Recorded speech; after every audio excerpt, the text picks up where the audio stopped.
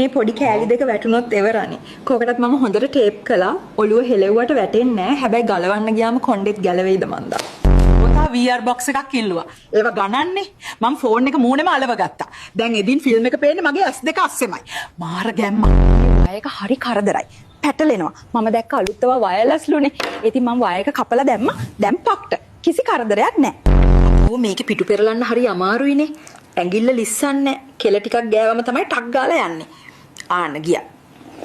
Phone එකේ message එනවා space නෑලු. ගෙදර ඉඩ මදි ඇති. මම මේ වෙල්ලේ ආයකට ආවේ. දැන් බලන්නකො ඔන්න තරම් ස්පේස් තියෙනවා. ඇති වෙන්න ඩවුන්ලෝඩ් කරගන්න. අයියෝ වැඩ කර කර ඉද්දි සිස්ටම් එක ක්‍රෑෂ් වුණානේ.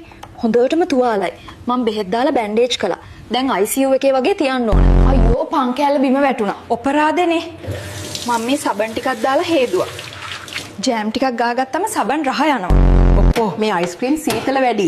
දත් හිරි වැටෙනවා. මම මේ මයික්‍රෝවේව් දාලා පොඩ්ඩක් රත් කරගත්තා. දැන් බොන්න පුළුවන් ෂෝක් එකට.